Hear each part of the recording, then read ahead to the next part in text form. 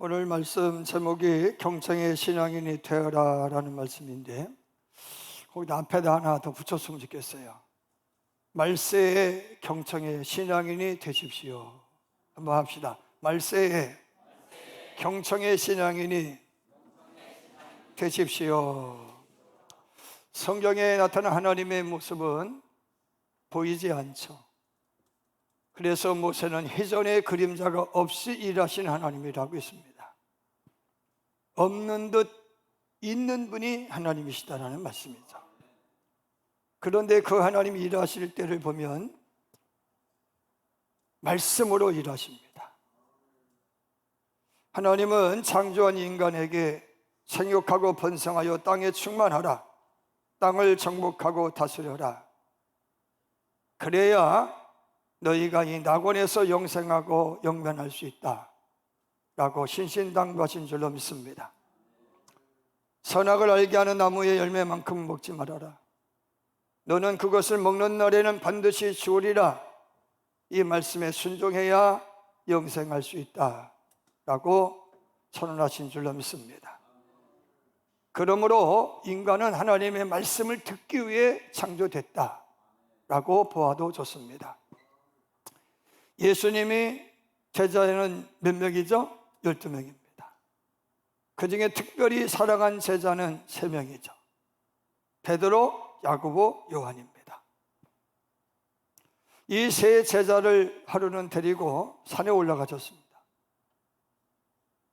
제자들과 함께 산에 오르신 예수님은 갑자기 그의 모습이 변모되었는데 하나님 나라에서의 그 모습으로 바뀐 거예요.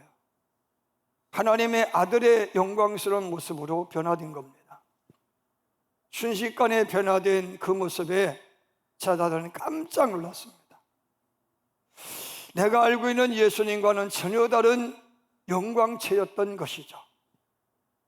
뿐만 아니라 예수님과 함께 말세에 대하여, 또 미래에 대하여, 예수님의 십자가의 고난에 대하여 자담하는 형식의 모임을 가진 엘리야와 모세 역시도 천국에 이미 가 있는 분들인데, 이들의 모습은 우리가 상상할 수 없는 그런 모습이었다라고 하는 거예요. 제가 기도원에서 섬길 때, 지금은 목사님이 되신 것 같더라고요. 교통사고를 내어서 감옥에 가 있는 동안에 면회조차 않은 그의 아내와 그의 처가를 다 죽이려고 신라통 싸들고 처갓집 근처의 여관방에서 잠시 기다리던 그 기다림 끝에 꿈에서 하나님 나라를 가보기도 하고 지옥도 가본 거예요. 그 사람이 있었으니 그분이 박영문 장로님이에요. 이 박영문 장로가 천국을 가서 구경한 다음에 간증하면서 들려주는 이야기는, 자기가 가본 천국은 이루 말할 수 없다, 표현할 수 없다. 그래서 요한은 마치 신부가 신랑을 위하여 단장한 것 같다, 이렇게 표현을 한 거죠. 그런데 그분이 이렇게 말을 했어요. 삐까뻔쩍으로 시작해서 삐까뻔쩍으로 끝나는 나라, 이렇게 설명을 했어요. 그런 모습으로 변화된 예수님, 그런 모습의 엘리야 모세를 보는 그것이 얼마나 좋았던지, 이곳에 저희들이 집을 지을 터이니 탑정호가 내려오다 보이는 아주 좋은 그런 높은 그곳에 집을 지을 테니 목사님 여기 사십시오, 그런 격과 같은 격으로 예수님 여기서 영원히 사십시오. 그 말이 떨어지기가 무섭게 하늘에서 수상과 같은 말씀이 들렸으니 이는 내 사는 아들이니 너희는 내 아들의 말을 들어라. 하나님의 이 수상과 같은 말씀은 무엇이었느냐 하면은, 신앙의 첫걸음이 뭐냐, 주님을 위해서 무언가를 하는 것이 아니라 하나님의 말씀을 듣는 거라는 거예요. 왜? 믿음은 들음으로부터 시작되기 때문인 거예요. 예수님은 나는 선한 목자이고 너희는 내 양이라고 하시면서 양인 너희의 생명이 더 풍성하기 위해서는, 너희의 살림살이가 더 풍족하고 행복하기 위해서는 선한 목자인 내 말을 들어야 된다라고 말씀하신 바가 있는 줄로 믿습니다. 히브리서 기자는 4장 12절에서 하나님의 말씀은 살아있고 활력이 있어 좌우에 날서었던 검보다도 예리하고 혼과 영과 및 관절과 골수를 찔러 쪼개기까지 하며 또 마음의 생각과 뜻을 판단하시나니 라는 말로, 하나님의 말씀은 살아있는 말씀이라고 했어요. 하나님의 말씀은 치료의 명약인 줄로 믿습니다. 인생의 나침판인 줄로 믿습니다. 길과 진리와 생명이 곧 하나님의 말씀인 줄로 믿습니다. 그렇기 때문에 하나님의 말씀을 들어야 산다라는 거예요. 주전 626년 요시야 왕 13년 게돈해에 왕을 비롯한 고관 대작과 백성 모두는 이만하면 됐어, 편안해, 안전해, 이 정도면 됐지, 나는 안일함에 빠져서 편안과 안전을 장담했습니다. 그때 하나님이 예레미야의 귀에 들려주신 말씀이 있습니다. 야곱의 집과 이스라엘 집 모든 족속들아, 여호와의 말씀을 들어야 된다. 여호와의 말씀을 들어라. 이 이야기를 너는 거리로 다니면서, 골목을 다니면서 외쳐 들리게 해라. 더 나아가 여호와의 말씀이라 라는 말로 회개를 촉구하지 않고, 여호와의 말씀인데 안전하다, 편안하다 라는 것이 하나님의 뜻이니라 거짓 예언하는 자들의 말을 하지 못하도록 단도리 해라. 그런 선지자들을 내가 치리라. 여호와가 너희를 버리며 너희를 벌하리라 엄중히 경고한다. 이 사실을 알리라고 말씀했어요. 여러분, 북왕국 사마리아가 멸망한 이유는 하나님의 엄중한 경고를 듣지 않아서이듯, 내 말을 듣고 돌아서지 않으면 지금의 너희 유다 왕국도 멸망할 것이다 라는 예레미야의 예언이었다라고 하는 말씀인 거예요. 당시에 그들의 신앙은요, 하나님을 경배하는 것이 아니라 하나님의 능력을 빌려서 성공하는 데 있었습니다. 하나님의 능력보다 돈과 군사력의 힘을 믿었고 우상 숭배를 자행했습니다. 하나님의 언약을 파기한 나라요 민족이요 백성이었다라고 성경은 설명합니다. 그러므로 하나님이 심판하겠다라고 하는 것이 하나님의 엄중한 경고였습니다. 이 말을 전하는 예레미야의 말을 그들은 들어야 됐지만 고개를 살랑거리면서 듣지 않았어요. 그리고 모질게 박해했어요. 시위대 뜰에 가두고 질응동에 빠뜨려 목만 내놓고 목숨을 구걸하게 만들고, 대사장에 뜬 시드기야는 그의 따귀를 때리면서 모독하고 모욕했습니다. 그럼에도 민족을 사랑한 예레미야는 그대로 있을 수 없어서 비통한 마음으로 40년을 한결같이 너희는 여호와의 말씀을 들어야 산다, 너희는 여호와의 말씀을 들어야 산다, 듣지 않으면 죽는다, 멸망한다, 이것이 하나님의 엄중한 경고라고 쉼없이 외쳤다라고 하는 말씀인 거예요. 그런데 그들은 듣지 않았어요. 듣고도 아전인수격으로 해석하여 하나님의 발행과는 달리 욕심을 위해 살다가 주전 586년에 바빌론의 느부갓살 왕에게 의해서 철저하게 멸망당하고 유린당하게 됩니다.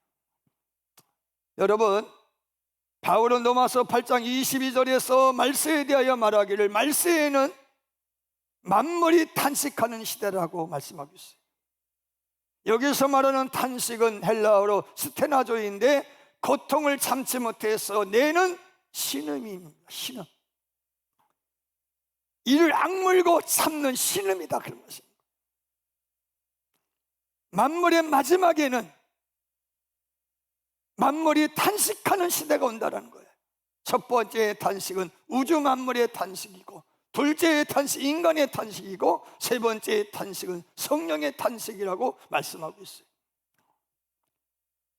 우리 인간은 지난 50년간 번영을 위해서 7만 종 이상의 화학물질을 생산하였다고 합니다.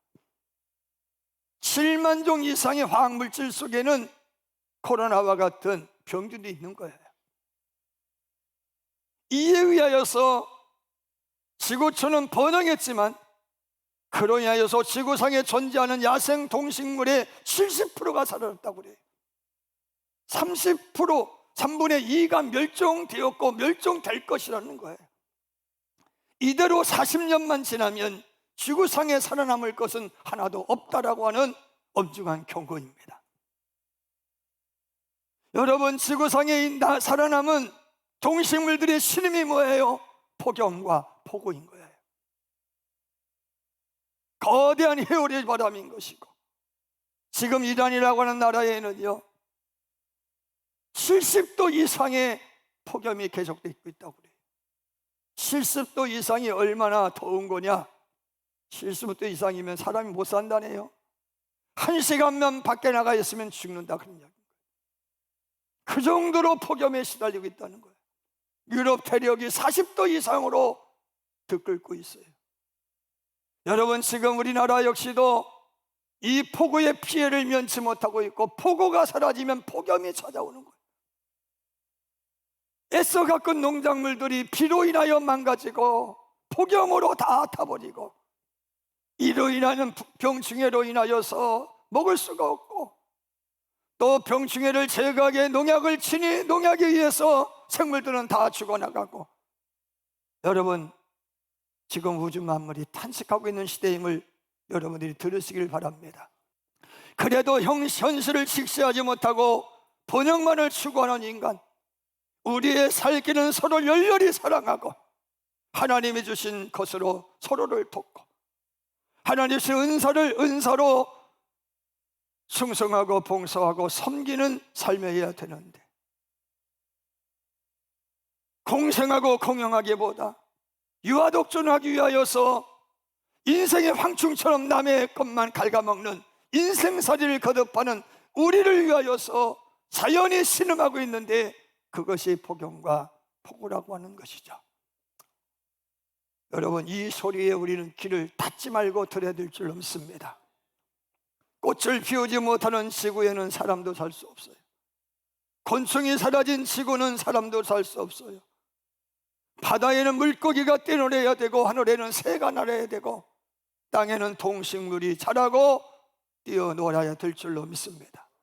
그래야 우리의 후손들도 살 수가 있는 줄로 믿습니다.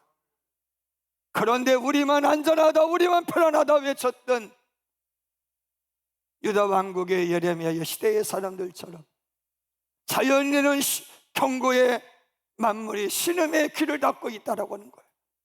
그래도 더 풍성하기 위하여, 더 번영하기 위하여 지금도 자연은 계속 훼손당하고 있다라고 하는 말씀인 거예요.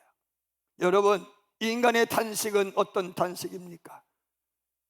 욕망의 엑셀레이터를 밟고 과속하기 때문에 그런 거예요. 우리는 욕망의 자동차에 올라타서 과속 페달을 지금 밟고 있는 거예요. 지금 자동차가 얼마나 잘 나가는지요. 밟기만 하면 수초 이내에 100m는 그냥 가는 거야. 보통 130, 40km는 우습게 나가요. 근데 문제는 브레이크가 고장난 걸 모르고 있다는 거예요. 아니, 고장났다고 하는데도 그 자동차를 계속 몰고 있다는 거야. 여러분, 고장났으면 빨리 서비스 센터로 가야 될 거 아니에요. 그래서 브레이크를 고치고 타야 될 거 아니겠어요? 고치고 타야 될 거 아니에요. 고쳐야 된다는데도 지금 우리는 그냥 심서 밟고 있는 거야. 결국에는 어떻게 돼요? 고장난 자동차는, 특별히 브레이크가 고장난 자동차는 사고로 이어지죠. 그 사고에 의해서 인류는 사지가 부러졌어요. 오장육부가 터져버렸어요. 살이 찢겼어요. 그래서 아프다고 탄식하는 게 인간의 탄식이다, 그런 말씀인 거예요. 성령의 탄식은 하나님의 탄식이죠.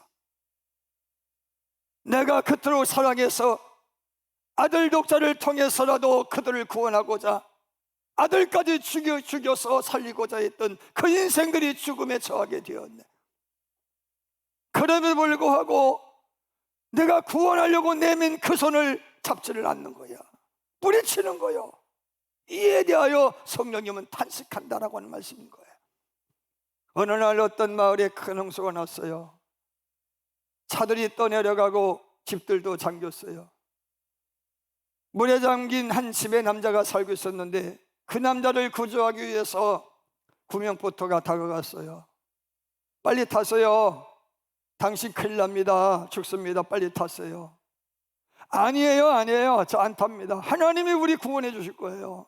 하나님이 구원해 주실 거예요. 그리고 손소리를 치며 거절하니까 어쩔 수 없이 보트가 그냥 지나갔어요. 다음 날이 되면서 물이 더 차오르기를 시작했어요. 이제는 지붕 위로 올라갔어요. 헬기가 와서 밧줄을 내리면서 빨리 이거 붙들고 올라오세요. 당신 큰일 납니다. 죽습니다. 이 젊은이는요 얼마나 신앙이 독실한지 하나님이 구원해 주실 텐데요 하면서 거절했어요. 결국에는 물에 빠져 죽은 줄로 믿습니다. 그렇게 죽어서 천국에 갔더니 가장 반기는 이가 누구요? 베드로요. 베드로가 반기는 거예요. 아니 이렇게 빨리 오실 줄 몰랐는데 어떻게 이렇게 빨리 오셨느냐고 화들짝 놀라면서 당신이 이렇게 빨리 올 줄 몰랐네 그러는데 이 젊은이는 베드로를 향하여서 투명스럽게 베드로 목사님 나를 좀 도와줄 줄 알았는데 그래 찾아오지도 않았어? 라고 쏴붙였어요. 베드로가 하시는 말씀이 뭐예요? 내가 너 구원하기 위해서 보트 보냈잖아. 내가 너 구원하기 위해서 헬기까지 보냈잖아. 여러분 이런 믿음은 광신적인 거예요. 하나님이 도와주시는 것은요 되는 대로 가는 거예요. 되는 대로 순리대로 사는 거다 그런 말씀인 거예요. 할렐루야. 그 순리를 어기적거리지 말아라 그런 말씀인 거예요. 여러분 이처럼 성령의 탄식은 하나님이 보낸 구명의 보도 헬기조차 무시하고 하나님이 구원하실 걸 하고 바라는 인간을 위해 흘리는 인간의 어리석음에 대한 하나님의 탄식이다라는 말씀인 거예요. 지난 22일 서초구의 한 초등학교 교실에서 아이들을 가르치는 그 학습의 현장에서 한 선생님이 목매달아 죽었어요. 난 이거 보고 진짜 화가 나는 거야. 목사님이 왜 저런 설교하냐? 교회니까 이 말을 해야 된다라고 생각을 해. 여러분 뭐 때문에? 학부모의 민원 때문에. 옛날에는 학교에 가서 선생님이 가르치는 거 숙제 안 해오면 손바닥에도 맞았는데 지금은 때리면 어떻게 돼요? 폭력이요. 폭력. 나는 제일로 기억나는 선생님이 금영기 선생님인데 지금은 벌써 은퇴도 하시고 오래되셨겠지만 나를 제일 많이 때리신 선생님이에요. 그런데 그분이 꼭 붙이는 말이 있어요. 때리면서 붙이는 말. 공부하면 잘한 놈이 잘할 놈이 공부하면 잘할 놈이 왜 좋냐 그거지. 그러면서 옛날에 오삽으로 맞았어. 오삽으로 맞았어. 여러분 그렇게 맞고 공부했는데 그래도 저 목회하고 있어요. 지금의 아이들은 그렇게 곱게 키우고 있는데 부모들보다 더 잘난 것도 없어요.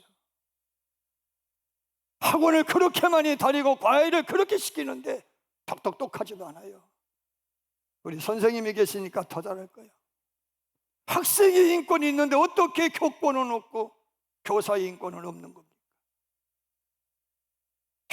그 교사는 시집도 안 간 그 교사는요 그 교장에서 목을 매면서요 무슨 마음?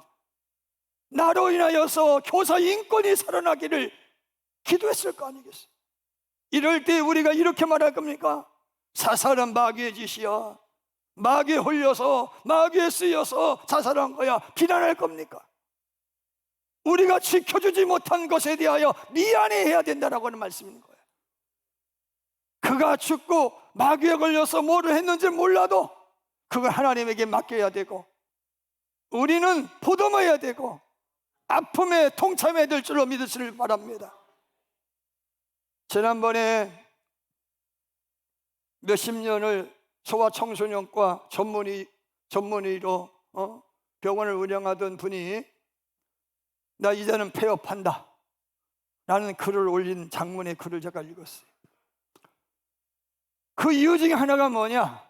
소득이 없어서 라고 남들은 비난하지만 그 부모의 악성 댓글 때문에 그렇다 그런 이야기야. 아이가 주사 맞으면 아파, 울지. 집에 가서 SMS상으로다가 이 병원 원장이 실력이 없어서 내 자식 아프게 만들었다고 악성 댓글을 올려버리는 거야.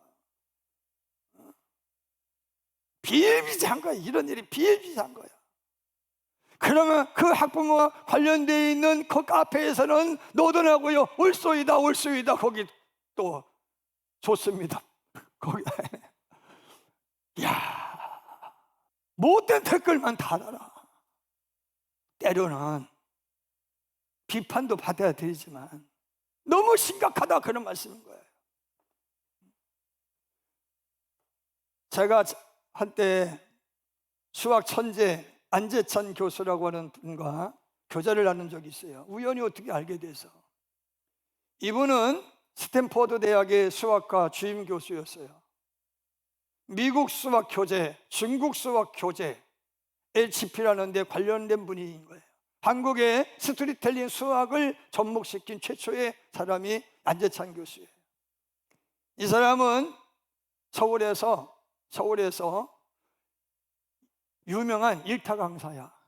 돈도 억수로 많이 벌었던 사람인데, 이분이 한국에서 스토리텔링 수학이라고 하는 교재를 50권 이상의 교재를 저술을 했어요. 내가 이 교재를 한 지를 저에게 선물 줘가지고 교회에 비치했더니 아이들과 학부모들이 가서 읽더니 야, 이렇게 좋은 책이 어딨냐고 그러더라고. 이분이 이야기하는 수학이 뭐냐? 저를 만났을 때 저는 수학은 고사하고 산수도 못해요. 그랬더니 목사님, 수학은 숫자를 암기하고 공식을 푸는 게 수학이 아닙니다. 진짜 수학은 자연을 관찰하는 겁니다. 자연을 관찰하면서 그 자연을 통하여서 인간을 어떻게 행복하게 할 수 있는지를 연구하는 게 수학입니다. 아멘. 수학을 잘하기 위해서 인문과학을 잘해야 됩니다. 그런데 목사님은 말씀으로 사람의 영혼을 살찌는 분이시니 진정한 수학자입니다. 지켜 세우더라고. 이분은 십자가의 원리를 수학으로 풀어요. 설명할 수가 없지만 그래요. 여러분, 이분의 이야기가 뭐냐? 자연과 교감할 수 없는 사람은 인간이라고 할 수 없다는 거예요. 인간 역시도 자연과 교감해야 되는 거예요. 할렐루야. 그런데 우리와 우리의 자녀들은 어떻습니까? 자연을 통해서 무엇을 배우게 하고 혹은 무엇을 배우게 하고 있습니까? 여러분, 우리가 알고 있는 자연의 이치는 얼마나 많냐 그런 이야기. 저는 목회하면서 농사꾼의 아들로 출산한 것을 불행 중 다행으로 생각합니다. 왜? 목회에 도움이 엄청 돼. 들에 핀 백합화를 난 이해가 돼. 농촌에서 살았으니 공중나는 새를 보라, 이해가 되는 거야. 이해가 되잖아요. 아멘입니까? 꽃이 어떻게 피고 지는지를 알려주는 게 부모고 그게 선생입니다 그런 말씀인 거예요. 내가 밥을 먹기까지 농부가 얼마나 피땀 흘렸는지를 알려주는 게 그게 학습이다 그런 말씀인 거예요. 곤충이 어떻게 태어나서 어떤 일을 하다가 죽는지를 알려주고 알게 하는 게 그게 진짜 학습이다 그런 말씀인 거예요. 아이들은요, 자연 속에서 교감해야 돼. 요즘 아이들이 왜 아토피가 생기냐? 너무 깨끗해서 그렇다는 거예요. 저도 너무 씻어서 그래. 뽀득뽀득 소리 안 나면 안 씻는 거야. 그 근데 옛날에는요 그냥 똥밭에 가서 굴렀어. 그랬더니 저항력이 생겼어. 면역력이 생긴 거야. 유럽의 아이들은요 진흙탕에서 구르게 하잖아요. 우리 학부모들은요 그러면 난리나. 옷 버렸다고 난리 나는 거야. 여러분, 도대체 오늘의 부모가 알고 있는 건 뭐고 알려주고 싶은 게 뭐냐, 그런 이야기. 여러분, 교실에서는 성적 올리는 방법을 알려주는 것이 아니라 인간답게 사는 것을 알려줘야 되는 거예요. 사회성을 길러줘야 되는데 사회성은 길러지지 않고 점수 올리는 괴물들을 만들어내고 있는 거예요. 선생님이 핸드폰 좋은 거 가지고 있으니까 아이가 엄마, 나 우리 선생님 핸드폰 같은 거 사줘. 학부모 전화하는데 왜 좋은 거 갖고 있냐고. 이야, 이 심각해요, 심각해. 유대인 학교에는요 시험이 없어요. 그러니 당연히 점수도 없어요. 등수도 없어요. 그럼 생활기록부에 뭐를 기록하느냐? 아이들이 잘하는 것만 기록한대. 이 아이의 장점만 기록한다는 거야. 선생님이 잘하는 게 아이에 대해서 뭐를 잘 알아? 아이의 잘하는 걸 아는 거야. 부모도 그 선생님을 통해 우리 아이가 뭘 잘하는지를 알아. 동네 사람들도 그 아이의 잘하는 걸 알아. 그러니까 너는 그곳으로 성공하겠다. 그러니까 더 잘하려고 더 열심히 해. 그래서 성공하는 거예요. 아멘입니까? 여러분, 오늘 우리 엄마 아빠가 아이에 대해서 알고 있는 게 뭐예요? 뭐를 잘하는지 알고 있어요? 점수만 알고 있어. 점수만 알고 있어. 이 아이가 뭐에 관심이 있는지를 몰라. 드라마를 보세요. 대기업 총수의 자식들이 나는 이런 사람 되고 싶었는데 아버지 때문에 물려받아가지고 비참한 인생을 살게 되잖아요. 여러분, 여러분이나 저는 잘 살려고 하지 말고 행복하려고 노력을 해야 돼요. 사랑하는 여러분, 예수님은 기먹고 말 못하게 하는 귀신 때문에 고통당하는 딸의 아픔에 신음하는 그 부모를 보고 그 부모의 신음으로 에바다라고 외치셨어. 열려라 외치셨어. 부모의 안타까움으로 그 딸을 향하여 에바다 외치셨어. 그럴 때 입이 열렸어. 아멘입니까? 여러분, 우리에게는 남의 신음에 신음할 줄 아는 그런 경청의 사람이 되어야 된다, 그런 말씀입니다. 말세를 사는 저와 여러분에게 필요한 것은 창세기 19장 말씀이죠. 하나님은 소돔성에서 들리는 소리에 저게 도대체 무슨 소리일까 궁금해서 천사로 땅에 내려오셨어. 그리고서는 마침내 아브라함 집에 하루를 유숙하시고 소돔성에 들어갔네. 소돔성에 들어가서 알고 보니까 그 소리는 뭐요? 소돔성의 주민들이 이방인들과 나그네와 고아 객과 연약한 아녀자를 겁박하고 폭행하고 수탈하는 불법을 행하는 이들 때문에 신음하는 신음소리였던 거예요. 그들이 자행하는 악한 소리였던 거예요. 그 소리 하나님은 분개하셔서 그 소리의 원인을 제거해 버리셨잖아요. 다윗은 시편 5절에서 여호와의 말씀에 가련한 자의 눌림과 궁핍한 자의 탄식으로 인하여 내가 이제 일어나, 남들이 신음하는 그 신음에 내가 탄식하는 마음으로 일어나 그들의 신을 위해 나는 기도한다고 그랬어요. 오늘 여러분이나 저는 교회는 신음의 귀를 기울이고 아파할 수 있어야 된다라고 하는 말씀인 줄로 믿으시길 바랍니다. 여러분, 왜 우리가 하나님 말씀을 들어야 돼요? 내 영혼이 찰림같이 범사가 잘되고 강건하게 되는 길이 말씀에 있기 때문인 거예요. 또 다른 이유는 뭐예요? 하나님의 말에는 약속이 있기 때문에 그런 거예요. 아멘입니다.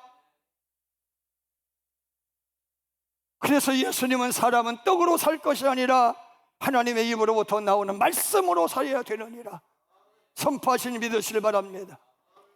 저는 오늘 이 시대가 직면한 사회적인 아픔을 보면서 우리가 경청해야 될 게 경청의 하나님의 말씀이 뭘까를 한 가지 더 말씀을 드리고자 합니다. 답시다. 하나님이 세운 질서에 순복하라. 하나님이 세운 권위에 순복하라. 여러분, 로마서 13장 1절 각 사람은 위에 있는 권세자들에게 굴복하라. 권세는 하나님으로부터 나지 않음이 없나니 모든 권세는 하나님의 정하신 바라. 이게 하나님의 말씀이죠. 여러분, 가정에 권위가 있습니까? 자녀들아 내 아버지와 내 어머니를 공경하라고 하나님의 말씀 엄연히 살아있지만 부모를 공경하지 않아요. 가정을 존경하지 않아요. 아버지, 아빠는 애완견 다음이야. 그 정도로 지금 실추되어 있어. 강아지는 짖으면 밥을 주는데 부모는요, 배고프다고 해도 꼴도 안 봐. 노아가 아들 함을 왜 저주했어요? 아버지가 실수한 것으로 인하여서 함이 붕괴했지만 그 함은, 그 아들은 그 수치를 빌미로 해서 아버지의 권위를 떨어뜨렸기 때문이고요. 아버지의 실수보다 더 나쁜 게 뭐냐? 아버지의 권위를 떨어뜨리는 거라는 거예요. 아멘입니까? 야곱은 부모의 권위에 도전한 시몬과 레위를 저주했어요. 바울은 아내들이여 자기 남편에게 복종하기를 죽게 하듯 하라.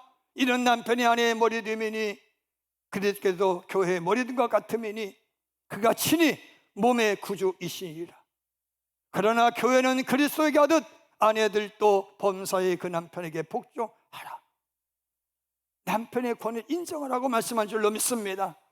대신에 남편들 아내를 사랑하라. 가정이 행복할 때가 어느 때냐? 가장은 권위를 인정받을 때, 아빠는 존경받고 엄마는 사랑받고 자녀는 보호받을 때야. 그때 가정이 행복한 거예요. 민수기 12장 모세의 누이 미리암이 모세가 구스 여인과 결혼했다고 비난하고 비방했어요. 그 일로 인해 하나님이 저주했어요. 그 일이 좋고 나쁜지 저는 알 수가 없지만, 그러나 하나님이 미리암을 저주한 이유가 뭐예요? 하나님이 세운 세상의 권위를 떨어뜨렸기 때문에. 사도행전 23장에서 바울을 신분하던 대제사장 아나니아가 바울이 하는 말이 자꾸 거슬리니까 옆에 있는 사람에게, 여봐라, 죄송합니다, 바울의 주둥이 좀 때려 그랬다고. 그러니까 한 대 때리니까 바울이 화가 났어요. 해치란다며 하나님께 너를 치시리라 라고 저주한 거예요. 그러니까 옆에 있던 사람이 너가 하나님이 세운 대제사장을 비난하고 욕하냐? 라고 하니까 바울이 거기에서 아차, 내가 하나님이 세운 대제사장인 것을 모르고 잘못했다.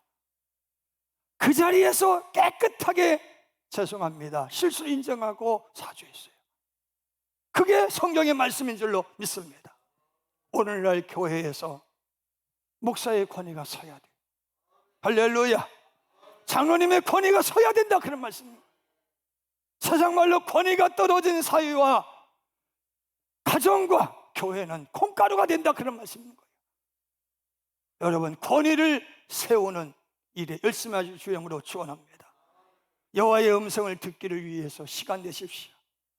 소리를 내려고 하지 말고 소리를 들으려고 하십시오. 하나님의 소리는 이웃의 아픔의 소리인 거예요.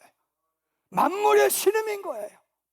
이 소리에 귀를 기울이고 같이 신음할 수 있는 사회와 교회가 되어야 될 줄로 믿습니다. 여러분, 하나님의 말씀을 듣고 순종하기를 결심하시고 실천하여 약속된 복을 받기를 주님으로 축원하고 하나님의 세운 권위에 복종하여서 이 시대를 더 풍요롭게 하기를 주님으로 축원합니다. 다 같이 일어나서 우리 찬양합니다.